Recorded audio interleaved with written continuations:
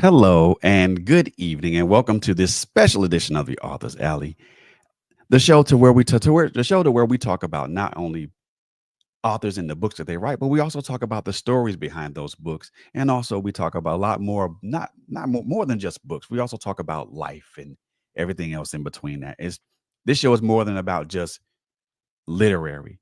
We talk about life issues. We also talk about the purpose and meaning of the books that these authors write. But before we even get into any of that, just want to play a little intro track for you guys, and then we're gonna come right back, and I'm gonna introduce our guest. So give me just a moment, and we'll be right back. 1 second. When we talk about what a trailblazer is, it's usually associated with the words pathfinder, pioneer, or vanguard. So how about we add change agent to that? Welcome to Trailblazers Radio, a unique podcast platform that speaks about a myriad of subjects. We are not afraid of opening closed doors, and we always tell it like it is, period. We are accessible on various social media platforms such as YouTube, Facebook, and Instagram. We're also accessible on various streaming audio platforms such as Spotify, Google Podcasts, and so much more. It is our mission to ensure that you are educated, entertained, and edified. And we thank you for tuning in to us.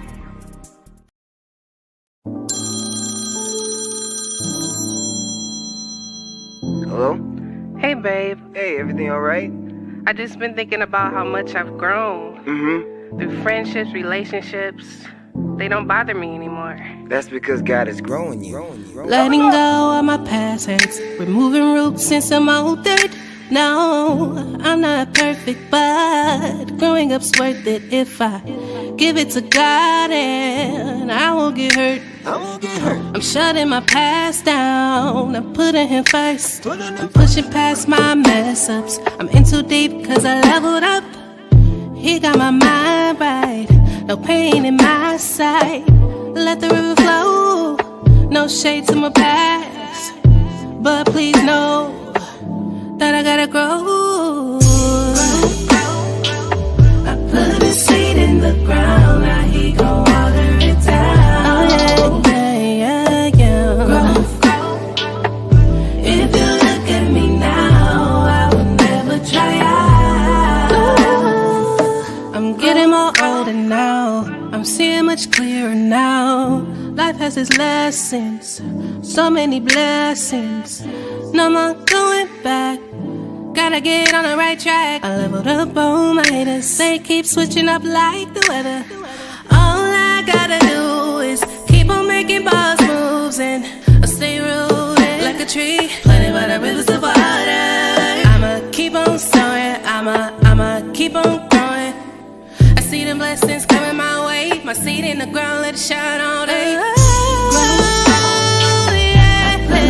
In the ground, I put a seed, and He gon' water it down. Yeah.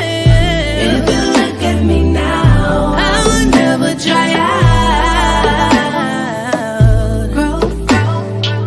I put a seed in the ground, He gon' water it down. He gives the increase. If you look at me now.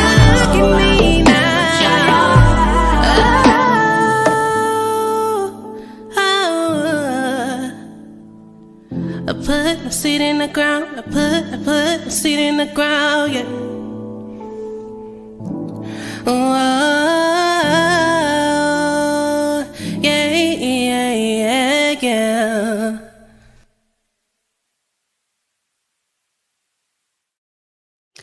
And welcome back to the Author's Alley again, the show where we talk about more than just authors. We talk about the stories of these amazing books and everything. We also talk to these amazing authors.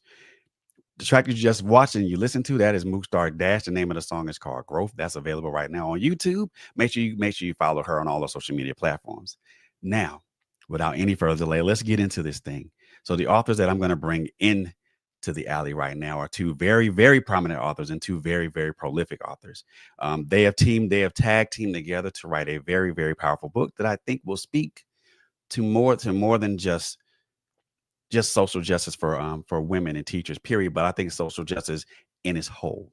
So, ladies and gentlemen, I'm going to welcome Dr. Kendra Washington Bass and Miss Kelly Peaks Horner. Ladies, Hey. Hey. evening. Thank you guys for coming in and taking the time out of a Wednesday, not a Wednesday, Thursday after Thursday evening. I keep thinking it's afternoon because it's not It's day. dark outside. I know. Yeah, yeah. But thank you guys for taking the time out of a Thursday evening to hang out with me tonight, and I appreciate that. We're gonna try to cover a lot of we're gonna be here for a good time, not a long time, so we got a lot of ground to cover. So let's get into this, man. So first of all, ladies, in no particular order, tell the audience a little bit about who you guys are. Oh my goodness. First of all, thank you for inviting us. And then second, I think you were right. It's Wednesday, it's Thursday. So we have a saying, it's like it's Blur's Day. That's what it feels like. It feels like Blur's Day. And over the past 2 weeks, it's felt even more like a Blur's Day. So thank you for inviting us. I'm gonna get us started, Kelly, Sure. with a little bit about who we are collectively, and then as we have the conversation, Fred, we'll talk about sort of who we are individually. Right. But both of us are educators. We met back in 2008, 2009. I was working in an education system, and Kelly was working for an organization, and we were her client. And I had moved from New York City to Georgia, and things were very different culturally, of course. And when we met each other, it was almost like this instant connection because we're so tall. We're both a whopping 5 feet with heels. So when we met each other, it was like we can look at each other in the eyes. The second is we had lots of similar thinking in the way that we plan and we think big, and we are big personalities in the room. And so it was good to like see another woman who was doing, who was living in her magic, right? I saw her do her magic. I think she saw mine, and we've had a connection ever since. And a bunch of things happened in our lives since 2008, 2009, both personally for each of us, and then professionally, that led us to why we're sitting and talking with you today, Fred, which is those stories, both dual and individual, is about our leadership journey, our journey as women in leadership, and specifically as women in leadership in the field of education, and our observations of what we saw our peers and women, our sisters, I'll just say that, I'm not going to call them colleagues, our sisters go through, but also what we went through. And that led us to, I'm going to use the word unwrapping our own conditioning, and second to that, unwrapping what it means for women in leadership moving forward. We would have not guessed that this book at this time would have this deep of a meaning as it does in this moment. And we hope to get into some of the particulars of that in just a few minutes. So I'm gonna pass it back to Kelly to give some more context, and then you take it from there. Yes, ma'am. Yeah. Well, and I love the way you say we were both dreamers. I call them, sometimes I call them my whiteboard partners. Yes. People who, you just spend time thinking about what could it look like? What could it be? And in this particular case, for Kendra and I, it was about schools. So what could schools really look like for kids? What could that experience be for students and for teachers? And so we both had that in common. The other thing we had in common is, and you'll see this in just a few minutes, Fred, is that we both talk really fast. And so we would start something, finish each other's sentence, and look at each other. And I had been used to coming to the district for a while and talking to other people who had been in Georgia for a long time. And the experience of talking fast was not one that I was used to. So it was more of a very slow kind of conversation. So it just sparked. It was just a spark from that moment.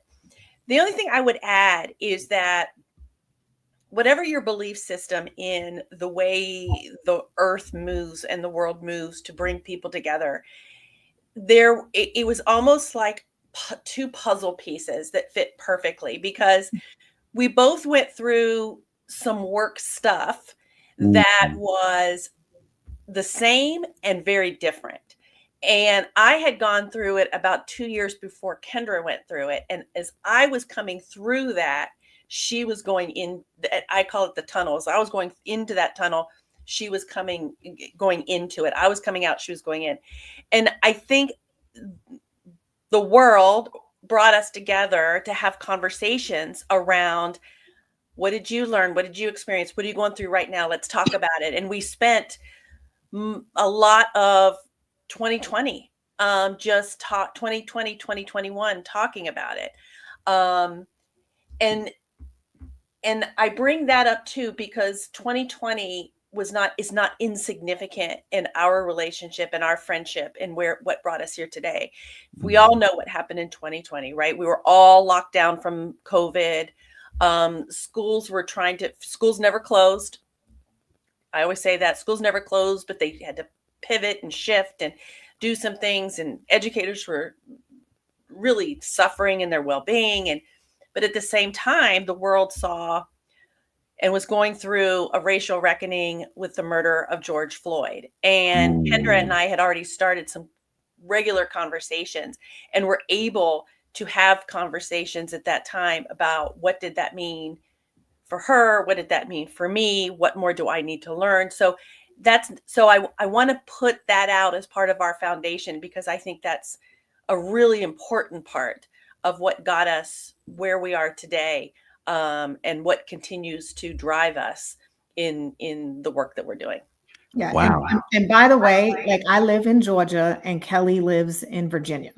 So we don't see each other on a regular basis. This is how we see each other, is by talking on the phone or through Zoom. We meet every week to check in with each other. And we've been meeting every week since 2020. Mhm. Right. We almost like have not missed a beat in terms of being together. But, so there is this, physical divide between the two of us, but that hasn't stopped us from trying to build an empire to support women. Yeah. Wow. And So do what we do. the the untimely death of George Floyd is kind of a very strong starting point Mhm. in in you guys' relationship. I could also say probably subsequently, maybe there are maybe some other points that may have happened as well.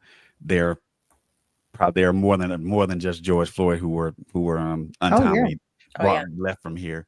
You know, there's a few that sit on the tip of my tongue, but I think George Floyd is probably the most prominent one that sits out in my mind, and that's a very powerful starting point for you ladies. I mean, and you guys had discussions on what this meant for both of you, how you guys viewed it, and what perspectives you guys looked at it. Did you guys come across any consensus as far as how you guys viewed it?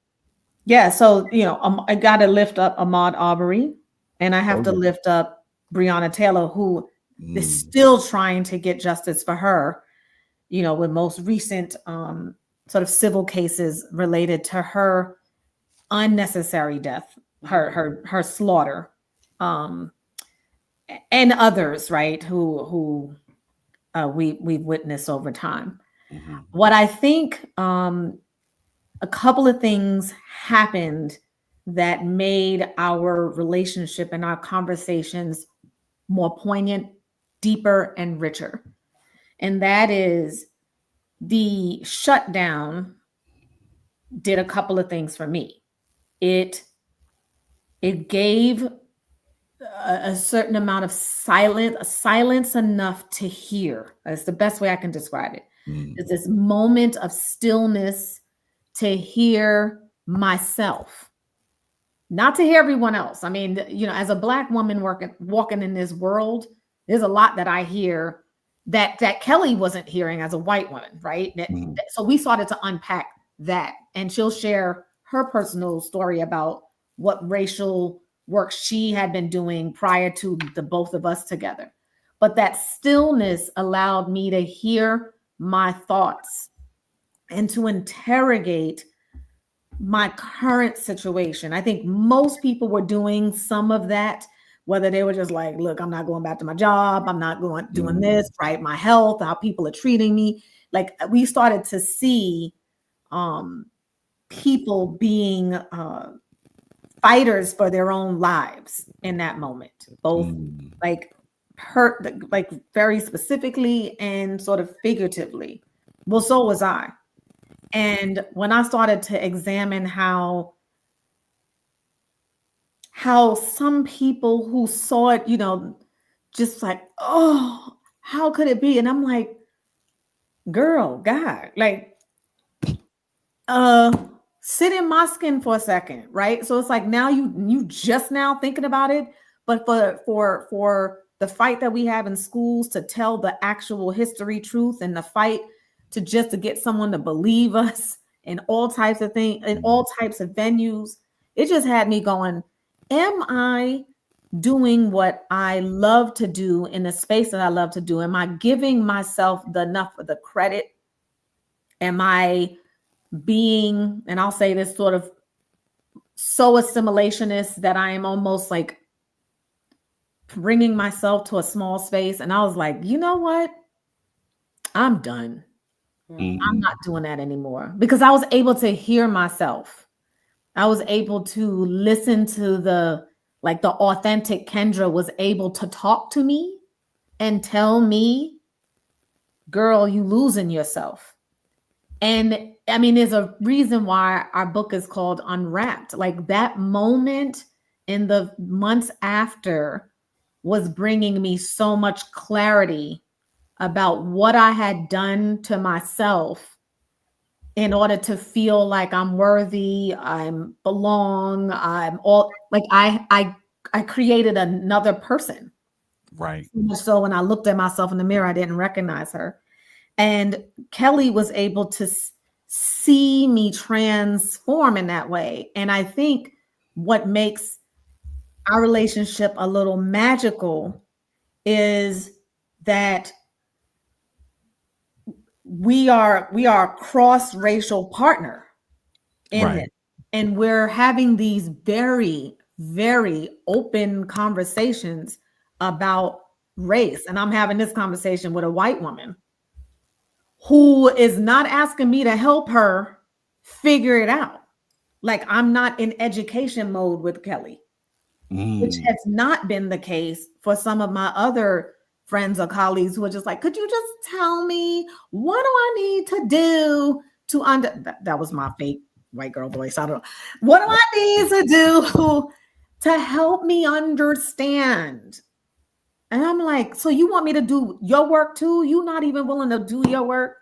And that was not Kelly, which was kind of surprising. Like, okay, she's not asking me. So that point of George Floyd, and while that was horrific, I think Breonna Taylor, I felt more of an affinity to her as a woman just trying to get some damn rest at home. And she killed for getting some rest. Unconscionable. It is just like, damn, where are you safe as a Black person in this country? Where are you safe as a woman in this space? And that really hit me. I was like, I'm a Black woman. I have 2 Black sons. They could easily have been George Floyd and Ahmaud Arbery. That mix right there had me going. That set me on the trajectory you see right now. And then other things that just made it like so clear that I could never go back to the old Kendra, because the one who was like sitting in wait, she came out. I can't stuff her back. Nah. Nah, too late for that. Yeah, that's too late. So Kelly, I mean, I think your take on it would sort of help to see like both sides of how we moved and why we created this book. Yeah. So So when we were going through that racial reckoning in 2020 as a nation, I did what all other white, not all other, let me take that back. What many white people did, and I started reading all the books, and I started learning all the words, and I started realizing some things I didn't know, maybe relearning some history I didn't know, right? So, I read Kendi's book. All the white people were reading that book, and then we go on to, and there are two things that I think pivoted me. Well, actually, I say three things that pivoted me to why I was doing that work. One of the things that Kendra learned about me while we were writing this book took us 2 years to write. Mhm. And I can stay in my head. So I would write a chapter and it would all have data says, research says, and she'd send the chapter back and go, I don't see you anywhere in here. Where are you in here? You need to rewrite this. I want to know this. I want to know this. And so I think when white people come to starting their journey around anti-racism, we tend to come to it from a very intellectual standpoint. I'm going to read the books. I'm going to learn some things. At some point, we have to, I'm going to use the word pivot, but we have to pivot to why are we even doing that? And the couple things that I think changed the reason why I wanted to stay on that journey was one, and if there are any white folks out there listening, here's where start with truly understanding what white supremacy is. Put the books away and pick up the books around white supremacy and the pillars of white supremacy. We don't know that. We are that, so we don't know the impact it has, and we need to understand that. The other thing that changed it for me was, and we write about this in the book in a chapter around allyship. Allyship is 101, right? So allyship is reading the books, knowing the words, going to the book clubs, doing all those kinds of things. Allyship is I'm going to wear a blue bracelet. No, no, please, no, it ain't. We think it is. We think it is, and that's why allyship. I call it allyship 101. It's just the beginning. You're dipping your toe in, right? You're just dipping your toe in. And then there's a video that I found with Dr. Bettina Love, who is an abolitionist teacher, professor out of Columbia University, where she talks about the difference between being an ally, an accomplice, and a co-conspirator. And what I tell my white community, and what I want to tell my white community, if you're listening, is you need to move from allyship to being a co-conspirator. And so what is a co-conspirator? A co-conspirator is when you're willing to risk something for the betterment, on the behalf of communities, people whose voices have been drowned out, who have been suffering from systemic racism, who are suffering under white supremacy culture. I'm willing to risk something. Everybody has currency, right? And my currency is my whiteness. And I can spend my whiteness on behalf of someone today, and it comes back to me tomorrow. So I don't lose that whiteness, right? Being a co-conspirator is action. And so as I was making this video the other day, I was talking about, marching is 101. Allyship 101, wearing braces is 101. But if we don't do anything after that, we stay in this performative allyship where we want to get to as co-conspirator. And so one of the things that Kendra helped me to understand in all of our conversations we were having, and Kendra, I'm just going to go into how we got titled the book. Yep. So we're having this conversation one day, and Kendra was still working with her former employer. And she said to me, Kelly, I want to run something by you. And she said, and this is after she had kind of gone through her own, this is a new Kendra. I'm rediscovering myself. I'm going back to who I am. And she said to me, I'm thinking about wearing my head wrap to work tomorrow. Okay. As a white woman, I'm thinking, Like, huh? it's a headband. I wear headbands all the time. Sure, just put a headband in. Why? We got stuff to do. Why are we having this conversation? And I could see in her face as she's trying to explain this to me that it wasn't what in my head, what I was thinking of. But I persisted, right? I kept going on where, okay, now I'm going to fix this for her, which is, another component. I'm going to fix this for her. And fixing it means now I ask her the question, well, is there a policy or regulation that keeps you from, that's my white girl voice, Kendra, that keeps you from wearing that? And she just looked at me kind of like, what the hell are you asking me right now? Right. This is bigger than, I knew in that moment, I saw it on her face. She didn't have to say a word. I saw it on her face. Kelly, you need to be quiet. You need to ask yourself, why are you even talking in this moment? She needs to tell me this. And she started to explain to me what statement that would make if she walked into this school system in Georgia, outside of Atlanta, with a head wrap on.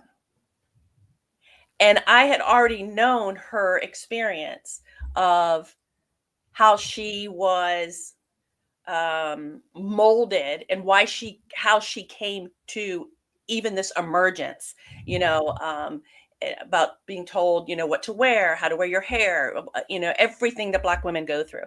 And here she is saying to me, I want to break away from that. I want to break that bond. I want to break where she's been bound by those kinds of restraints, and I want to do something else. So I knew in that moment, just by looking at her, I needed to shut up and listen to her. And she explained to me what this meant. So after we talked about, I said to her, look, I'm here. Whatever you decide to do, I'll support you. Send me a picture in the morning and let me know what you decide. She said, okay. Next morning, 6 a.m., I get a picture. She said, this is what I look like. And she had that darn head wrap on and she looked stunning. And that's the only thing I said to her. Stunning. You look beautiful. And she wore it. I'll let you tell the rest of the story. But that's where the title of the book, Unwrapped, comes from. That story, because it really was, for me, as her white friend, it was that moment around, I will never arrive at, I've learned it all. I know how to do it all now around racial understanding. It is a lifelong journey for me to unwrap all of the racism that I've been raised with and that's inside of me. I have to unwrap that. This is a lifetime. It doesn't end by just reading a couple of books. And when I'm in certain situations, I need to just be quiet and listen and learn and try to understand and move to co-conspirator and say, how can I help? What can I do? Let me block for you if I need to block for you. Let me have conversations if I need to do that. Whatever it is that I need to risk, I need to do that. So those were some of the pivotal moments for me that helped, I think, when Kendra and I then started to write the book. Hopefully I became more of a co-conspirator with her to do the work that we're doing. Yeah. Sure. That, I mean, and before you go, because I just have to say that's I think that's a lot for any person to take on, irrespective of, race. I think that you taking that step to kind of just pull yourself out of it and just kind of just be quiet and listen at that point, that I think that proved that I think that's a move more from just allyship. That's a move toward being the co-conspirator part, because now you're actively listening and not listening just to hear, but you're listening to understand. Yeah. And then you're moving in that mode of just, okay, now I've heard what she said. Now I understand what she said. Now what's my next move? How do I help her? How do I help Kendra move in this way to where she's going to be able to succeed? And but also in the same instance, Kelly, you're counting up the cost. Sure. You Oh know, you're yeah. counting up the cost because we don't know what something's gonna we don't know what something we do in life cost until we actually do it. Correct. Right. And when you counted up the cost, you're like, okay, and you've already analyzed in your head. I don't care what the cost is. I'm gonna pay it. I'm gonna pay it whatever it is, whether it's low or expensive. It doesn't matter. Right. But I think one of the things that comes to my mind and what you said, I think those people who say that they are allies, they have to start counting up the cost instead of Mhm. just saying I'm gonna do this, do it, and then you know I'm not gonna say consequences be damned because to do that is more like because more being willy nilly and not understanding what that means, the overall meaning of what it means. But carefully count up the cost, and then whatever cost it is, you know, some people will pay it with a grudge, but it sounds like from my understanding and just listening to you, Kelly, you don't mind, you pay that cost with a smile on your face. Yeah, I mean it's cost, but it's what is the risk that I'm willing to take on behalf of my friend? You Yeah. know, and it doesn't. Again, I go back to my currency is my whiteness, Mm, and so even if I spend that today, I get it back. It doesn't go away. I get it back. So whatever it is, it's just the question is if you're going to move from ally to co-conspirator, which is where we need to be, then the question is what are you willing to risk on behalf of the people who you claim you are an ally for? there it is. Hmm. A great question. And I think of it like there is you can see on the surface maybe there's a risk that Kelly is taking in doing what she does. There's a risk for me as a Black woman in trusting her, and we got to get to like the current moment because the risk is even greater right now as we are Hmm. a pair. And the other piece too is reframing that from it being a risk to what is she actually gaining? What am I gaining from this relationship? And what is she gaining from the relationship that she may not have gained before? Look, I say November is the November moment. This is the time Hmm. to snip, it's fall, prune it. There are people that have been in our lives who I call them the succubuses. They just take the last bit of water out of you. Why are they even part of your circle? They're doing nothing but only taking and not giving.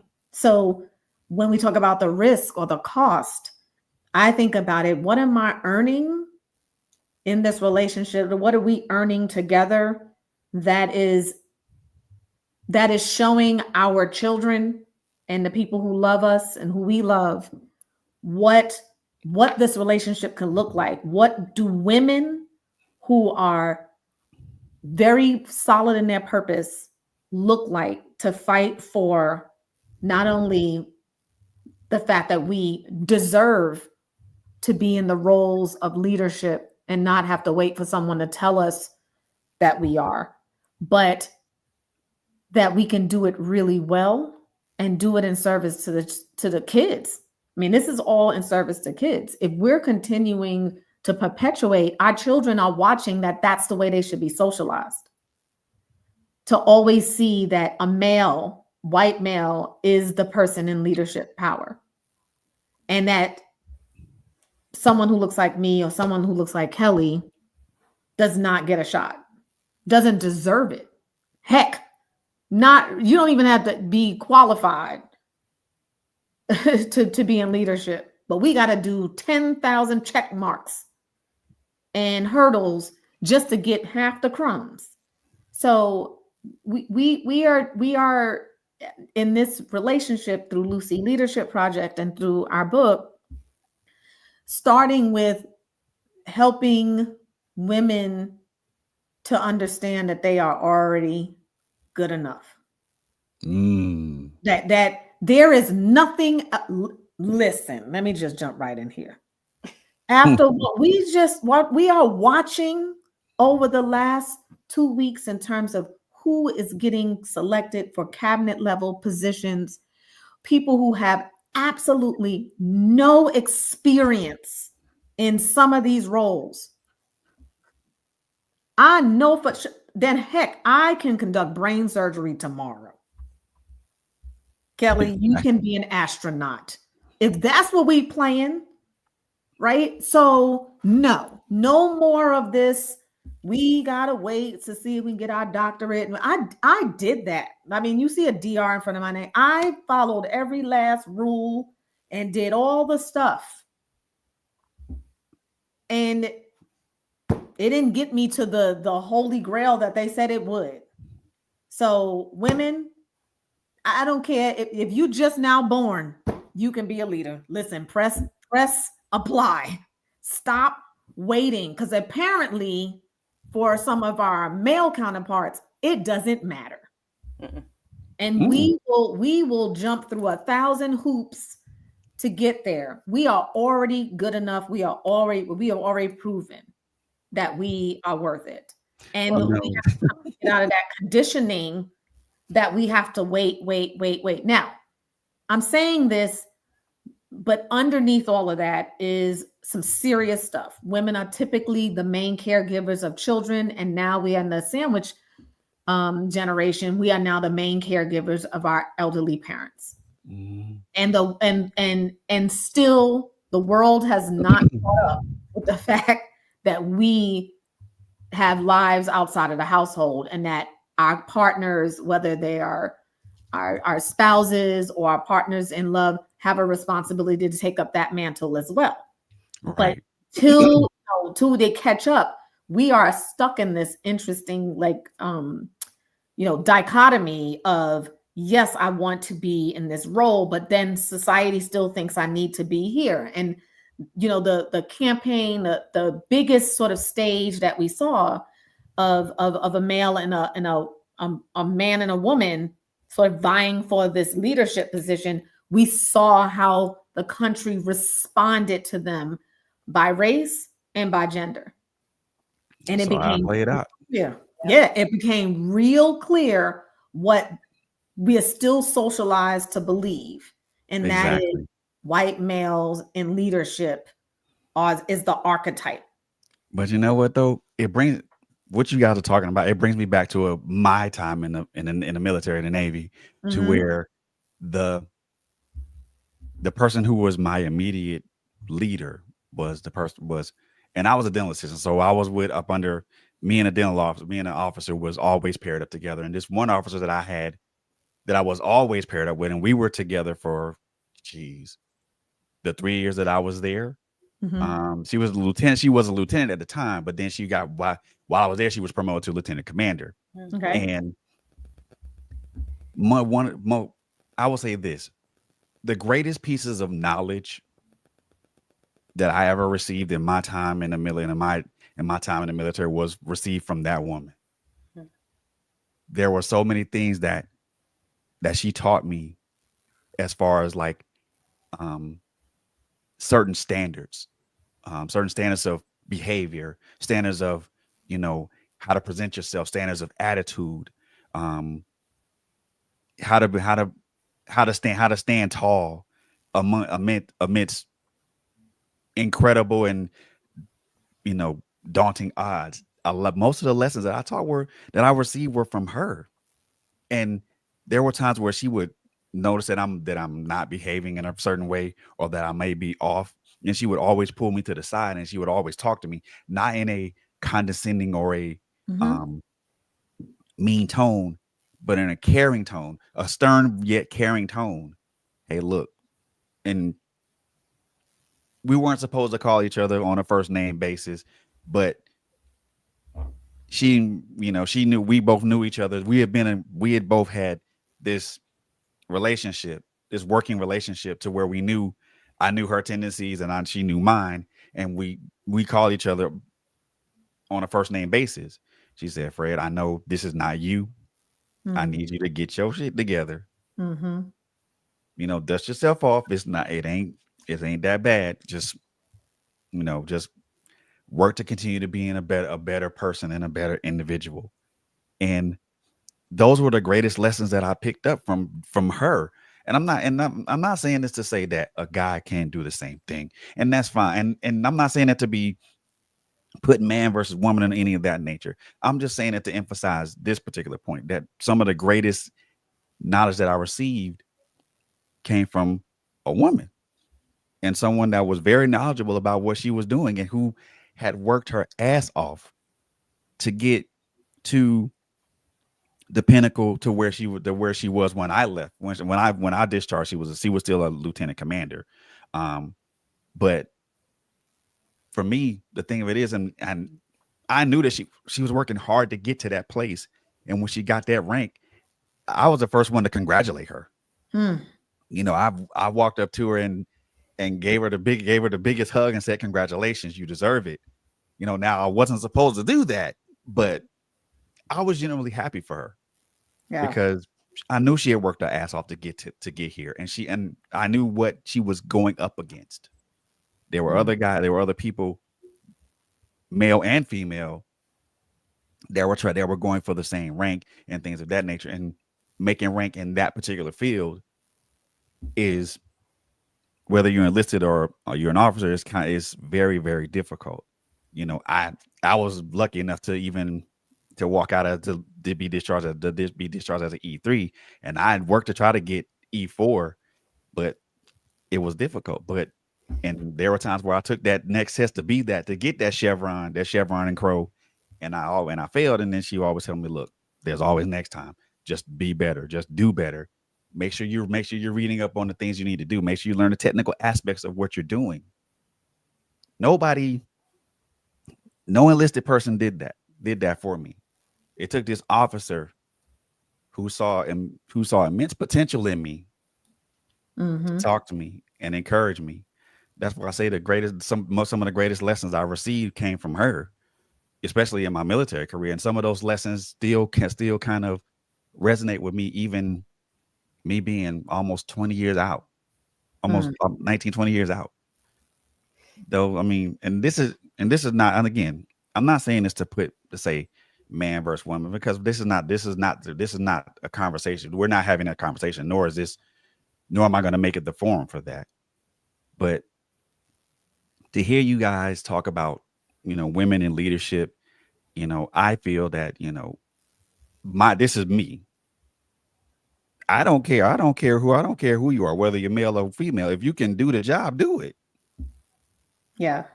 That's what we believe the same. And yet the reality is not that. No, Well, and that's why I would say it's not man versus woman. It's women versus the system. And it's the system that we're up against, where, especially in education, women were never supposed to really come out of the classroom, because we are the born nurturers. We're the ones that take care of the children. If you look at the history of education, and there's this prototype of a leader in education that is white, male, cisgendered, with a spouse at home to take care of the children, so he can do. And so when we are trying to navigate and thrive in this system, that's the prototype we're coming up against. We're coming up against this prototype that is, okay, we're going to give you the job, but we need you to be out 7 nights a week. We need you to be out till 8 o'clock. But yet society hasn't caught up with our familial responsibilities, where we're still taking care of everything Kendra just said. So, and that doesn't say that there aren't some, spouses and partners out there that are helping with that. But that is why it's hard for us to, and we wrote the book and we started the business, which is where the book is housed, the Lucy Leadership Project. We started it for a very specific reason. And that is the numbers don't move, and they're not moving very much. What I mean by that, over 80% of the profession of teaching is made up of women.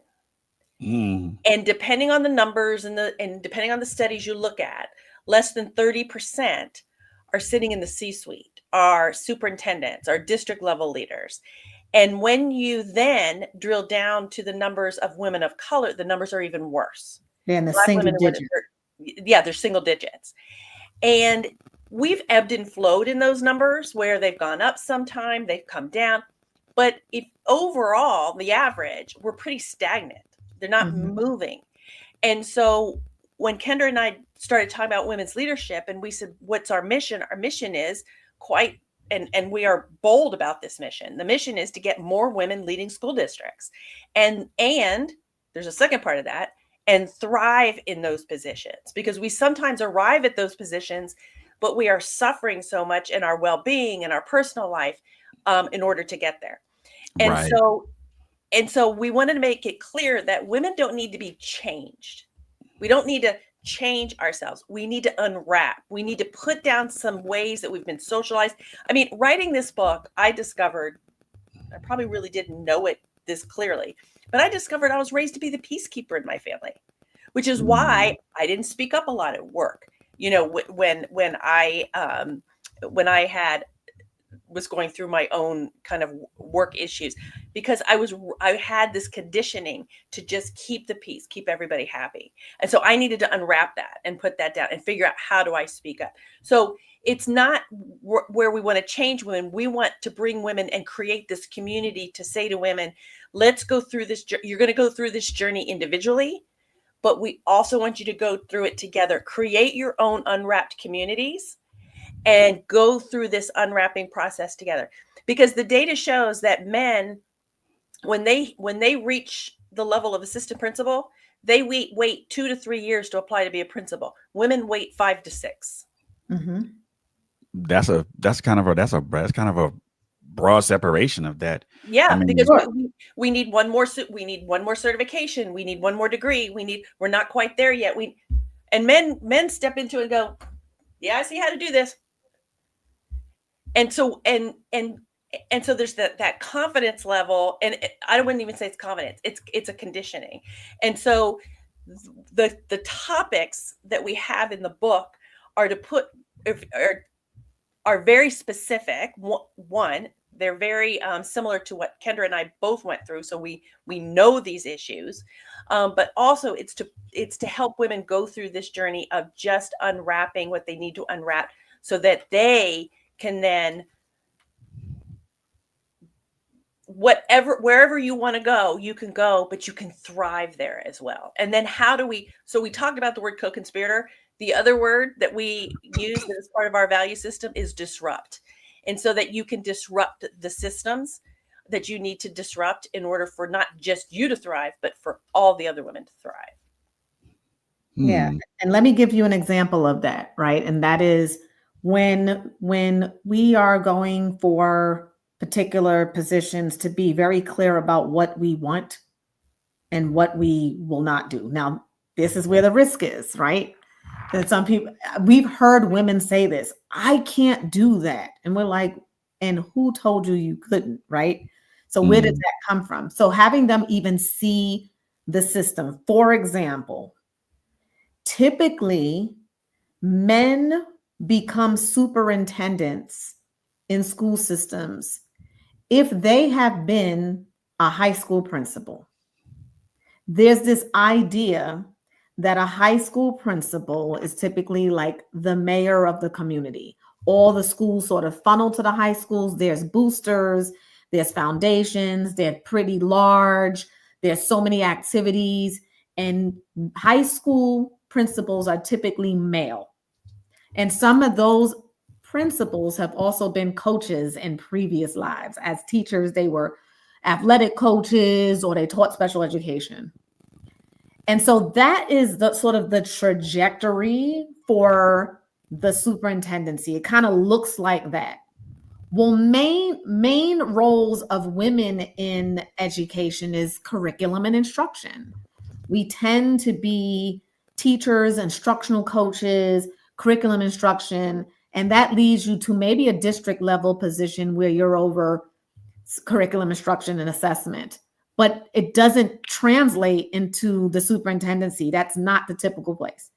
And when women want to become principals, They are coached to be principals of elementary schools and maybe middle schools, mostly elementary schools. Why? Because there's this idea they have families, and in the elementary school, you don't have as many duties after school. So that should be okay for them. There's never an encouragement for women to be high school principals, when we know that is the typical trajectory to becoming a superintendent of a school district. So women have to see the system too as what it's doing to keep them from getting to their desired result, which is to become a superintendent. And so when they're being coached or when they're being tapped and told to do curriculum instruction, or nothing wrong with that, or be an elementary school principal, they have to go, I want to be a superintendent and I want to be a high school principal. Mhm. First of all, high school principals make more money. It's the highest paying principal job, a high school Right. principal. They make more money there because of the number of kids and the number of programs, and they get supplements on top of that. So even then, not only are you reducing their women's ability to gain the opportunity to be a superintendent, you're also relegating them to the lowest paying jobs within the school system. And people are like, no, everything should be equal. It is not equal in the education system either. There is Nope. disparity. And women are typically paid less than their male counterparts. Again, because of what is typically seen as a male role. Coaches, in some cases, special ed male teachers will be asked to do some supplementary things to get additional pay on top of that. While for us, it's like, if you just tutor or stay after school without any compensation, we know you want to do it because of the because of your calling. It's like, no, Calling. this dude ain't getting, he got the call to get extra pay, and I'm just getting the calling of a pat on the back. No. So Calling.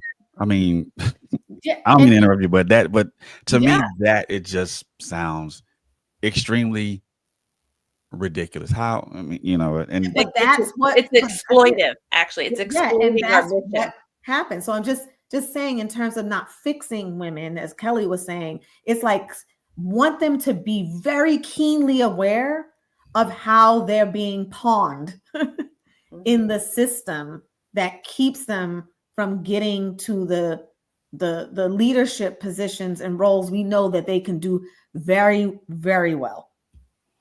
and see, that's a pinnacle. I mean, and who doesn't want to reach that pinnacle? Who doesn't want to get to that top level of that, what that is, but you just mentioned the barriers to that. Absolutely. There, the path, like, and I can see that, I can visualize this right now. The path, like two paths, guy right here, woman right here. The path is clear Mm-hmm. for this person, for the guy, because there's no opposition there. No one's Yep. gonna oppose him. No one's going to say, hey, you gotta do this, that, and the third. No, they're just gonna say, hey, we're gonna give you this, but we're gonna put more pay on top of it. But then here's the opposite path, the path that the woman has to take. Twist and turns, hills and valleys, dead ends, roadblocks. I mean, construction ahead, all these things that are barriers to that. And my thing is, if you're gonna make it the primrose path for this one person, you need to make it the primrose path for the other person as well. Because if you're gonna give these opportunities to one person, to one gender, you need to go ahead and give the same opportunities to the other gender as well. Because to me, that represents a unfairness, an impropriety, and I mean also to kind of, for a lack of a better word, and I know some people amongst our viewing audience or listening audience is not going to like me when I say this, discrimination. I mean, that's what it is. It's purposeful. It's what it is. It's why the numbers are going to remain and how people remain comfortable with the numbers. Instead, what they throw at these women is mentoring and coaching and helping to make them better at being ready for that, when that never is going to come. It's a lie. It's a bold-faced lie. Yeah. I just put it out there. It's a bold-faced lie. It's not happening.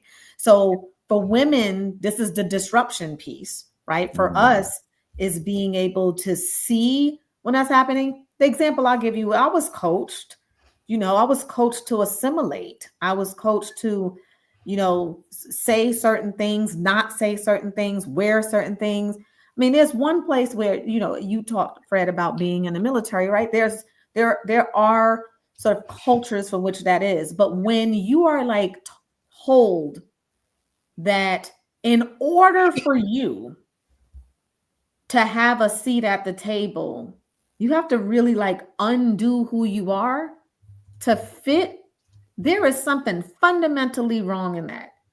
And while that might have been the coaching and mentoring for another time and place, it is how I lost myself. It is how I was like, oh, what am I doing here? And, going back to what Kelly described in the book, we start our book with our origin stories. It's the way that we open up to unwrap how we were conditioned and socialized so that we can see how we sort of moved in life. No judgment around that. It was our survival. And for most people, make decisions in order to stay alive. Right. And mine was like this hustling to try to prove to white folk that I was not a threat. Right? It was like, get the education, get the top tier education that I can get, sort of move out of the hood, do all of the things that would make white people feel like they should not be scared of me if I walk in the neighborhood with them.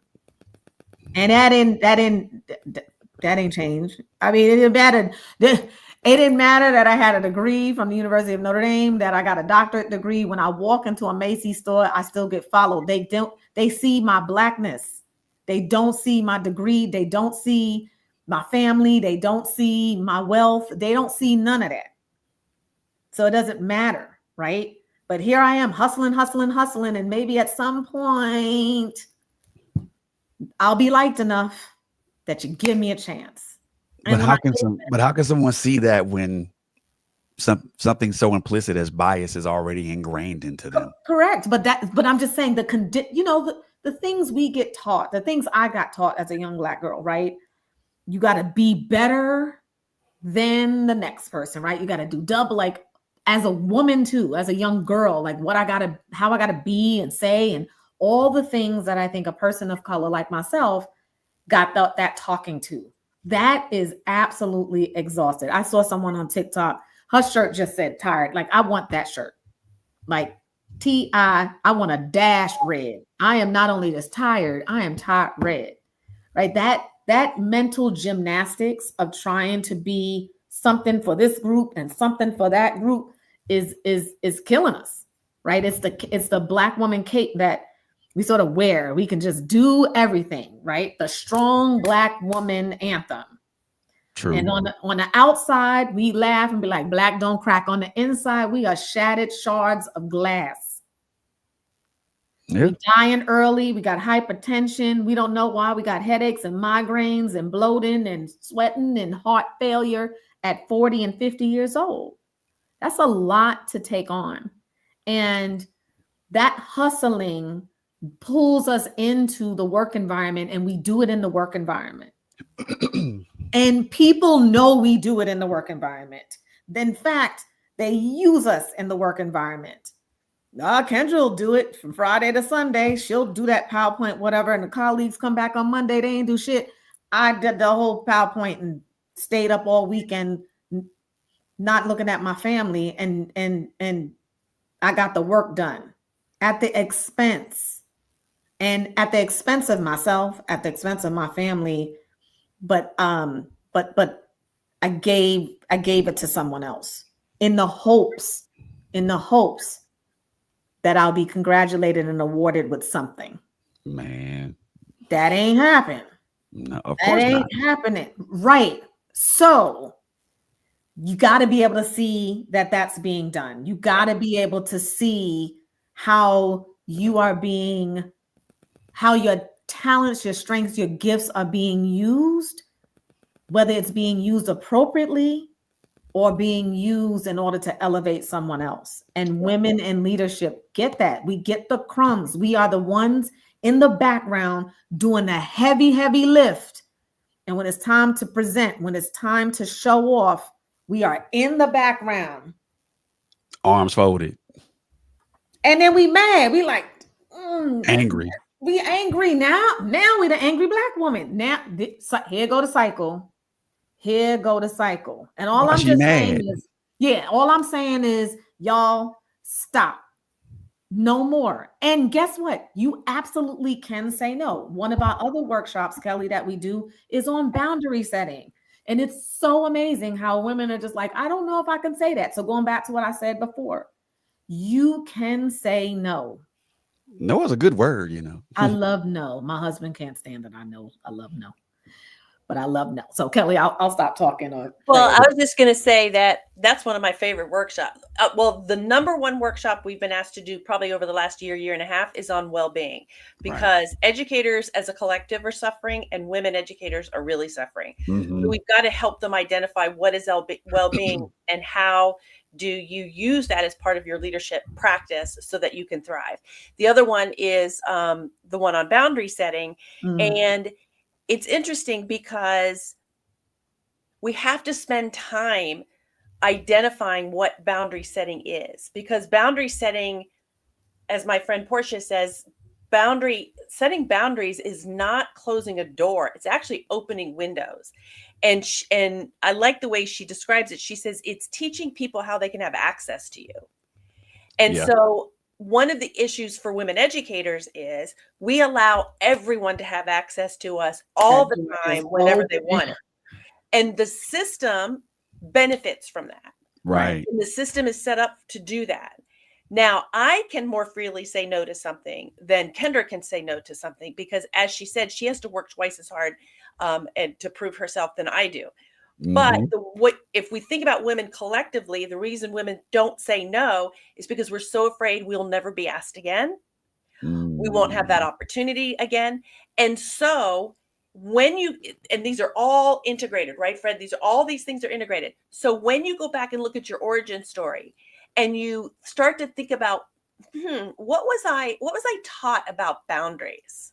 Was I even taught how to set boundaries? From very early age, what were the messages that were sent to me about boundaries? When we say to kids, go hug your grandma when she comes in the room, and they say, I don't want to hug them. I said, go hug your grandma when she comes in the room. You better go hug. It sounds innocent, but what you're saying is your boundary is not important. You have to go and hug, and you have to. And so we start hearing these messages over time. And so when we get into systems and we say, I can't say no to that, I'll never be asked to do that again. I can't say no to that because they'll think that I'm just being negative. I don't want to work as hard as everybody else. I can't say. So part of what we do in this workshop is we actually give women words to say no. How can you say no? And sometimes the person doesn't even realize you said no. Right. You said no, that you're not going to, I don't have the capacity for that right now. Right. Or can I help you find someone to do that? Because I can't take that on. I mean, we still often have to smile while we do it, because that's what we do. We have to smile and say, excuse me, I'm speaking. Man. Hello, I'm speaking, but I'm going to smile while I do it because I don't want to make you feel bad. But that's part of what we're doing, Fred, is we're trying to help women education leaders unwrap all of the things that they need to unwrap, the way we've been conditioned, in order to then go into the system with very clear eyes, very clear vision around, it's not me, it's the system. And the other conversation Kendra and I had for a very long time, and Kendra, you've kind of said this, is we do this to ourselves sometimes. Kendra and I have been to, and we've spoken at women's conferences and women's organizations, and we say, we're going to mentor each other, we're going to coach each other, we're going to teach you how to get through that interview.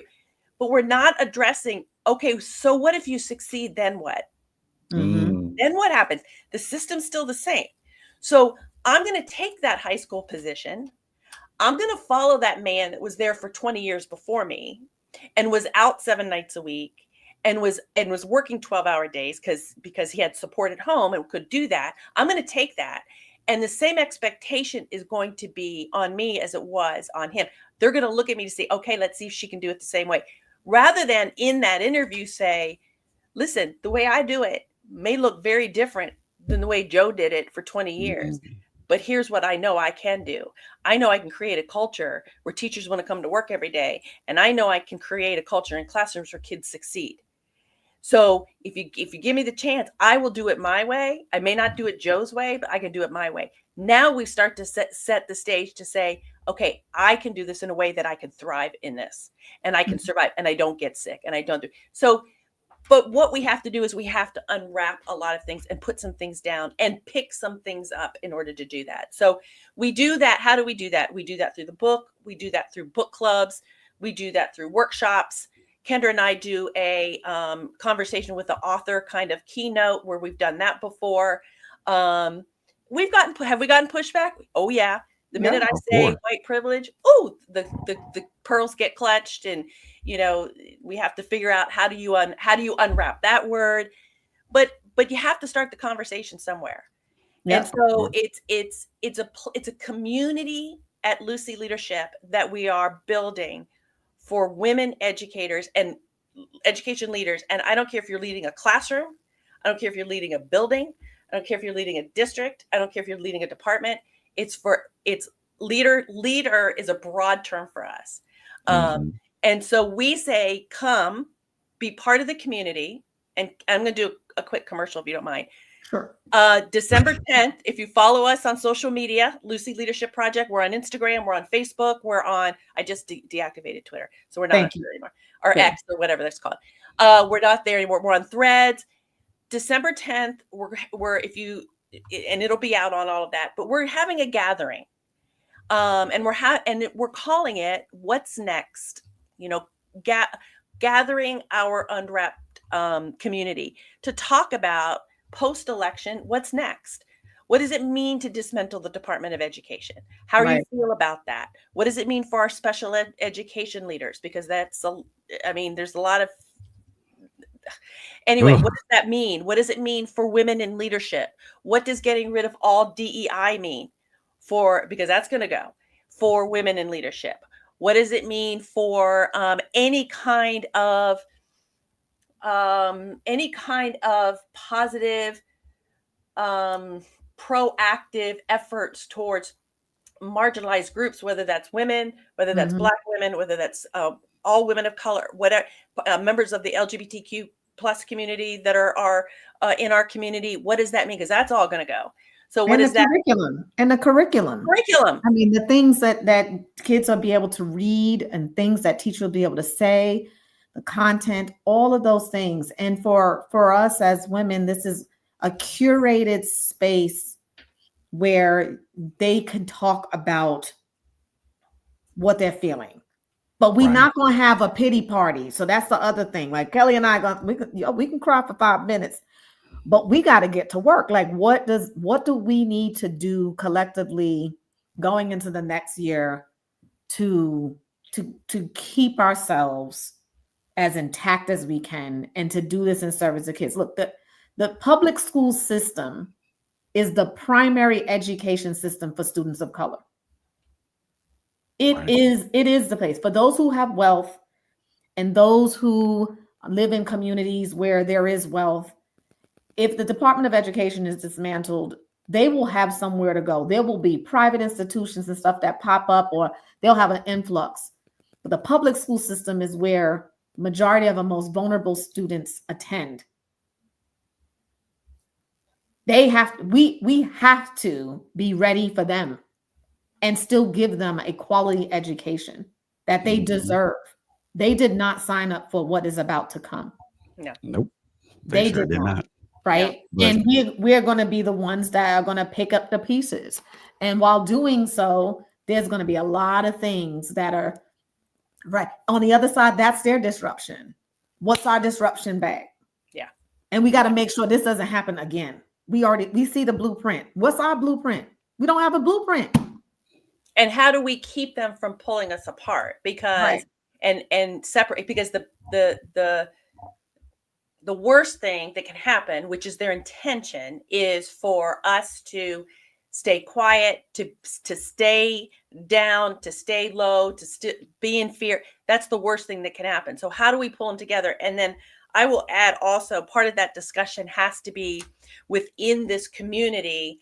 How do we also treat each other and make sure that we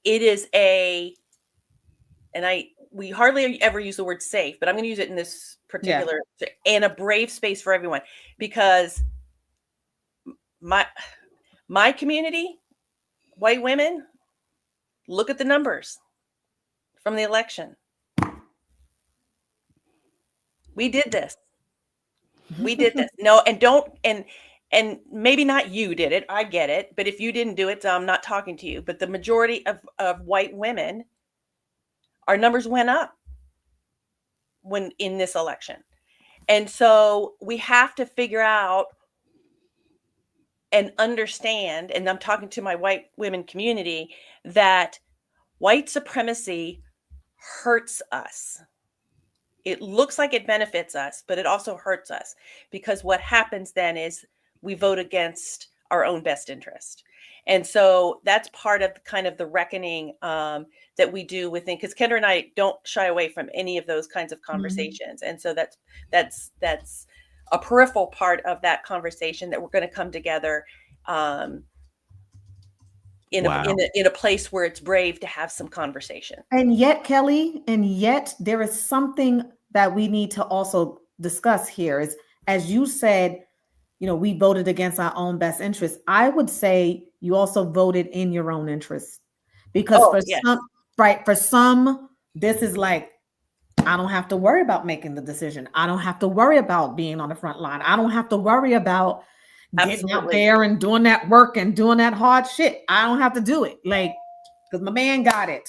So there's some, that was a selfish move. And we know that some have come out and said, I did this because my spouse is the breadwinner.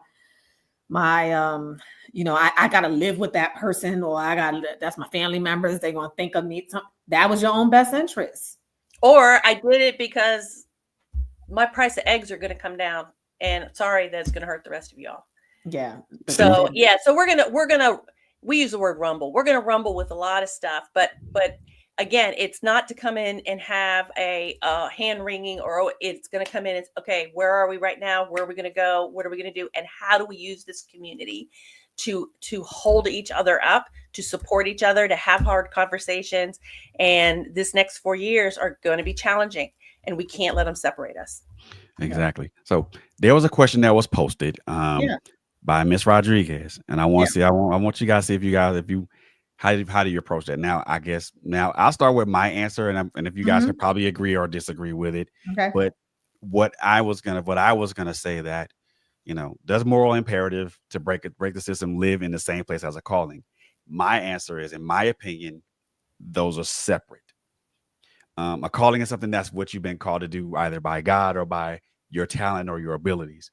Now, a moral imperative to break the system, it to me is dependent upon the willingness for those who are willing to disrupt said system, irrespective of consequences. That's just how I look at it. But if you guys want to expound on that, or even rebut against that.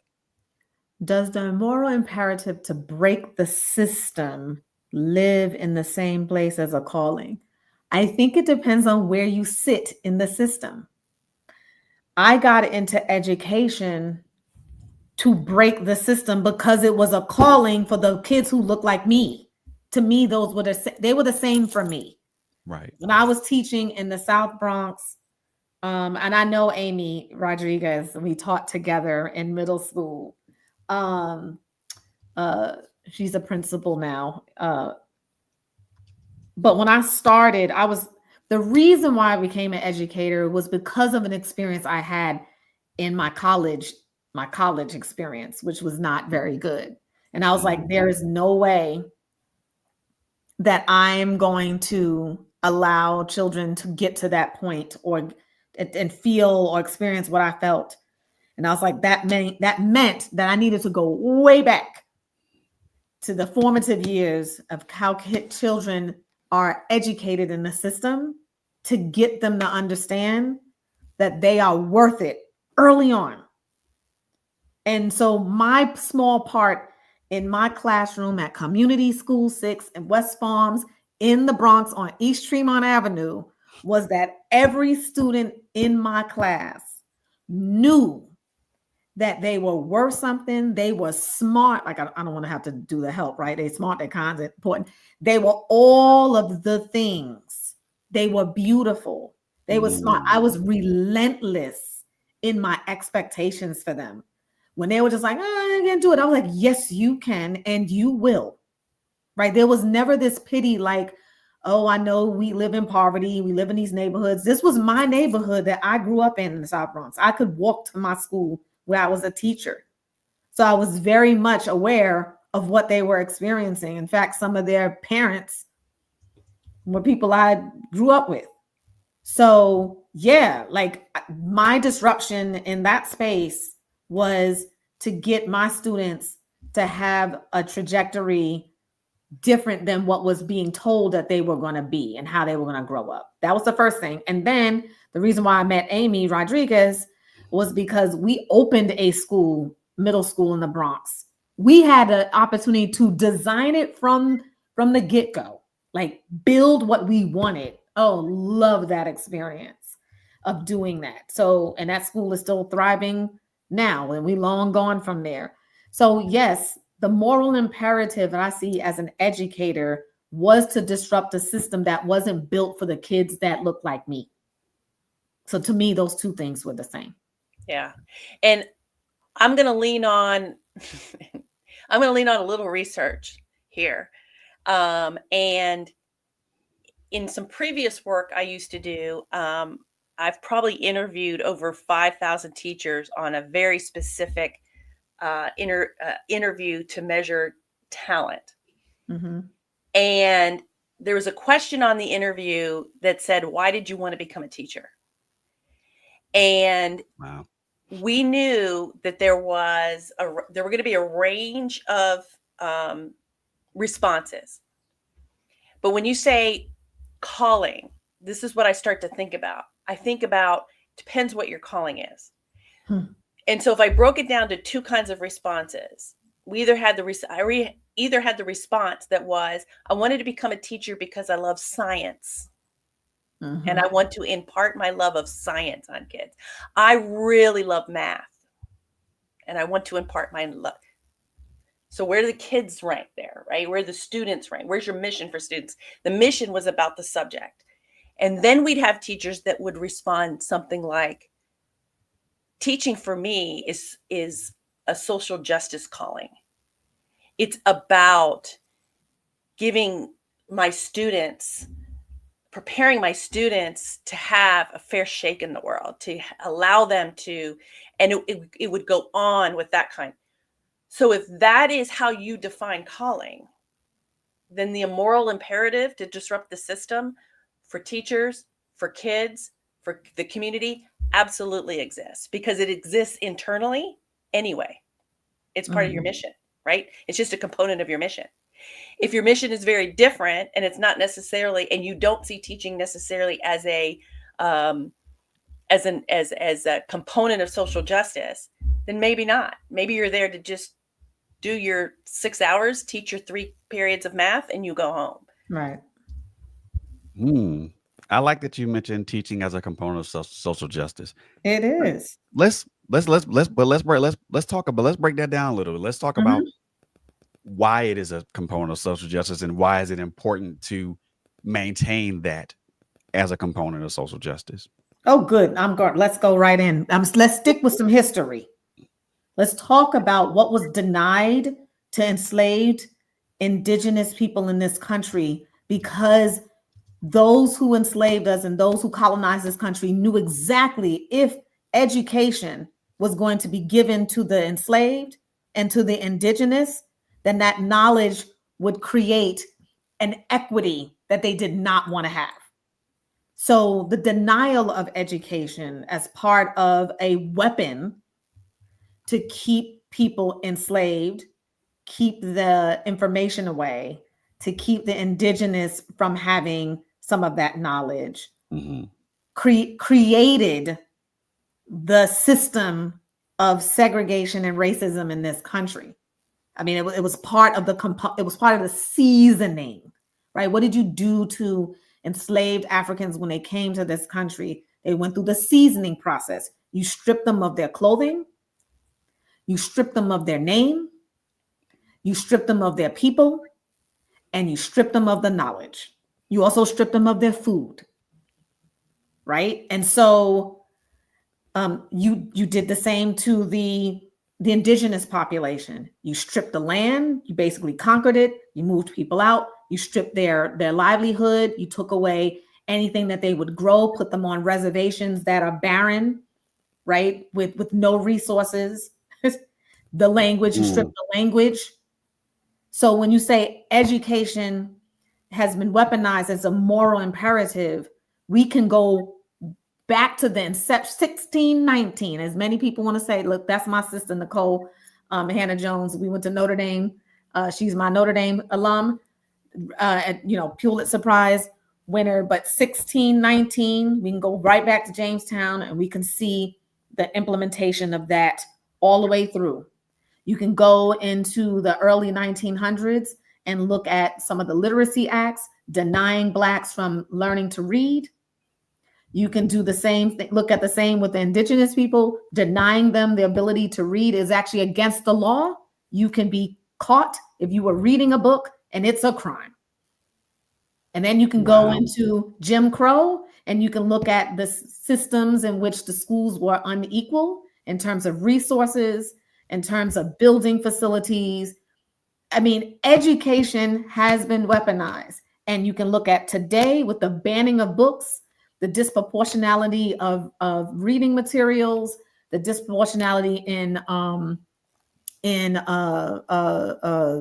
discipline, in teacher experiences. Children of color have less experienced teachers, dilapidated buildings, lead in the water, infrastructure and asbestos in the buildings, you name it. The fun and education has been at the center. When you take the knowledge and the ability for people to learn away, you keep them oppressed. I would add two more, Kendra. Keep adding. I'm on fire and I don't even know what I'm saying. I would add two more. I would add two more. As you were going through, I thought she's going to say it. Okay, go. Communities decide where to build jails and how many beds they're going to need based on third grade reading scores. Thank you very much. Say it. That's another one. And then the other one is if learning wasn't an act of, I almost want to say in many ways it's an act of rebellion, but it's of social justice, they would not be trying to whitewash our history. Correct. Because if we learn our real history,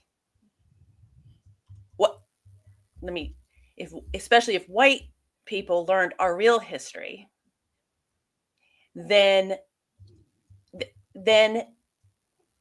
we would have, how do I say this? We would have a more conscious decision to make. We're either going to try to disrupt or tear down systems of oppression, or we're going to say, yeah, I'm all right with all that. Correct. Okay. So the other two things are prisons are where they're built and how many jail cells they'll need and all beds is based on third grade reading scores in a community. And if it was not an act of social justice, we would be teaching our real history everywhere and not afraid of it. But so I got to ask this question. This is probably going to be rhetorical, and I think I've already answered that question. But I mean, for me, it's just rhetorical. Why is the history, and I'm not talking about just separate history? Why is the complete history of who we are as a nation and who we are as both white, black, and what and every other nationality? Why is that so? What is the big deal to suppress that? Why is that so important to kind of keep that kind of under wraps or up Because under you a gotta under admit closet? that you fucked up. I'm sorry. You gotta admit that you are wrong. And I mean, the whole idea in education, especially in the Senate bill that was passed in Georgia, was the law basically not making people feel like they're offended. Right? They can't feel bad. They can't feel bad. And What's to be offended of? because you have to admit that your ancestors were the ones who denied the rights of other human beings. That my ancestors are colonizers. Right. And oppressors. You want to pull that one to deny the original sin that happened in America. And second, this is a capitalistic society. It is built on haves and have-nots. It is built on elites. It is built on who's the one who controls the 1%, who's the 1% that controls this world.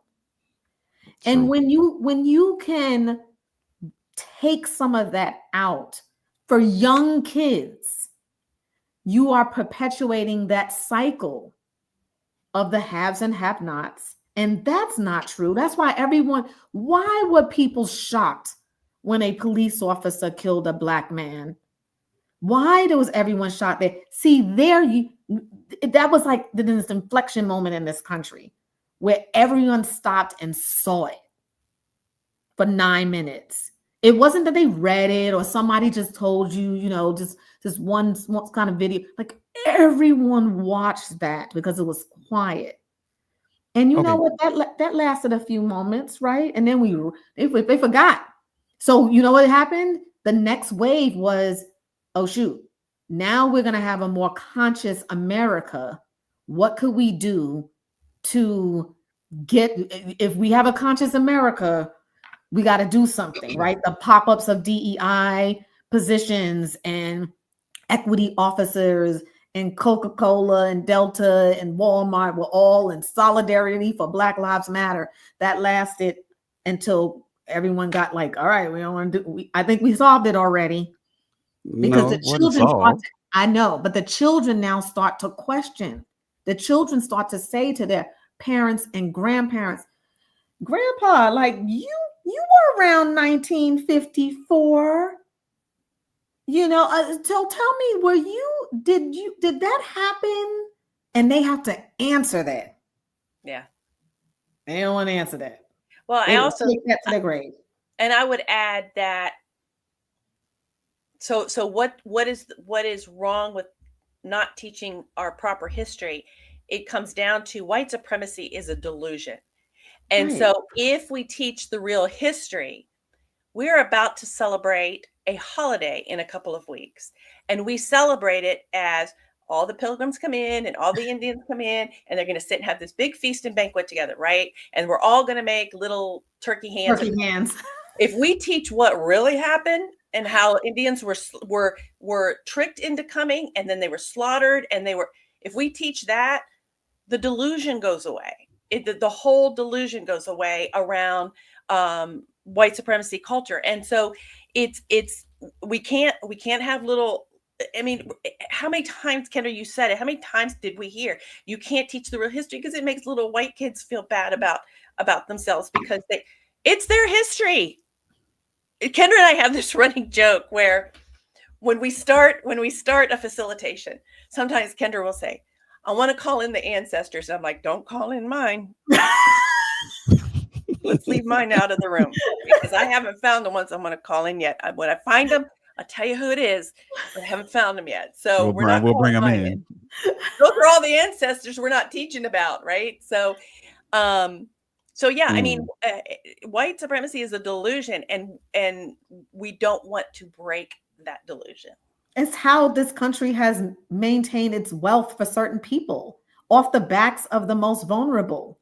Mm-hmm. I mean, when COVID wiped out millions of people in this country, and the country was wrestling with how to reopen, the people that we learned who were driving the wealth of this country were women, service workers, mostly immigrants, low paying. They were trying to get them to come back to work. Teachers go back to work. Nurses, you need to go back to work. They didn't even care about the doctors. The nurses needed to go. The home health aides needed to go. The people in the grocery stores needed to go. The cooks needed to go. Like, they were just, those are the individuals that this country needs in order to survive. Low paying labor.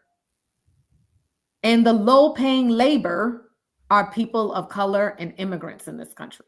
Yep. That's who it is. So when they talk about mass deportation and they're about to send abuela, abuelita, tío, it's going to shut down the restaurant industry, the hospitality industry. Farming. California's in trouble. Yeah, farming, you name it. Teachers, those with visas who are teaching maybe other languages, things like that, they're going to be gone. If what happens, and we are going to be sunk in a serious, not even a recession, we're going to be in a depression. Yeah. I said to a group of white women the other day when we were having a discussion about, do we wear bracelets or do we march or what are we going to do? And I said, I want you to study. I want you to go back and find and read about the white women that helped Harriet Tubman and the Underground Railroad. They did not go, Harriet, I got a blue bracelet on. Bring them over here. I'll help you. Got a blue. No. They were quiet. They were co-conspirators. They had codes where they would show up and they helped hide the former enslaved. They helped hide them. And the white women who helped and who were abolitionists at the time for their time were quiet. And their actions spoke. So did we ever learn that? No, but that's part of that again, it's part of that delusion. Instead, I'd rather do something performative than do something that's quiet, but that's part of the history. And so I think that's why we do it. We do it because we don't want to break that bubble of white supremacy delusion. But I think once that bubble's broken, I think the scales will come off a lot of people's eyes if they allow it to. Of course. I mean, of course. You've already mentioned it earlier, Kelly. White supremacy hurts white people as well, because not only did this election cycle show that, it shows that you voted for your best interest, but you also voted against the interest of someone else. Correct. Yeah. And I mean, I think this, what you guys are talking about, speaks volumes, especially with this election cycle now completed, and everybody knows who the incoming president is, and also what that means for a great many people. Yeah. Now, granted, again, I've spoken to people on both sides of the fence. You know, people on the left are disappointed, and they had their emotional moment, but also in the same instance, they asked an important question. What's next? Where do we go from here?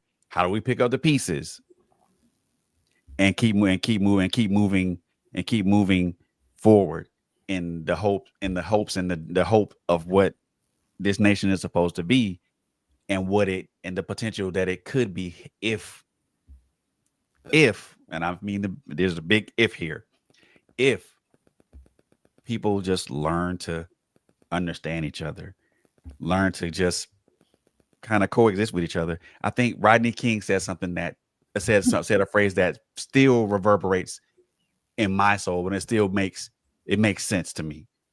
Can we all just get along? Can we just coexist in the same space without you having abject hate for me or me having abject hate for you? Can we just get along and just kind of just get in the same space and just say, hey, I consider you, it doesn't matter what your skin color is, I consider you my brother and my sister.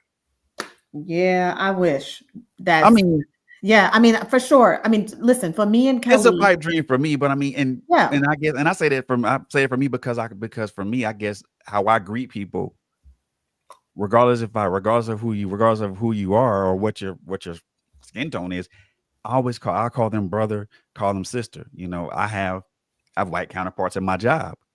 You know, I call those guys, I call those guys brother, I call those women sister because I consider them that.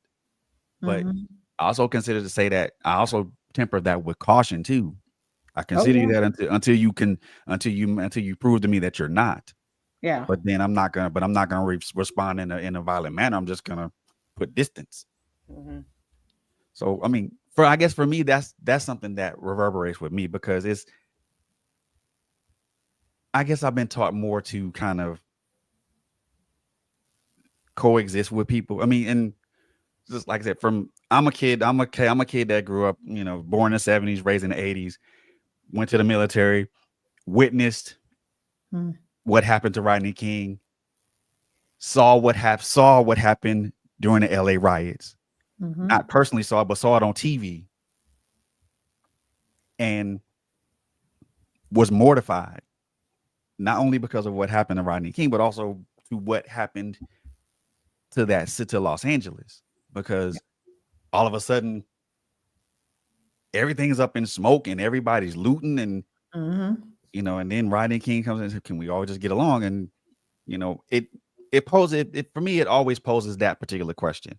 I mean, for a lot of people, that particular question has already been answered because it been answered with a emphatic no.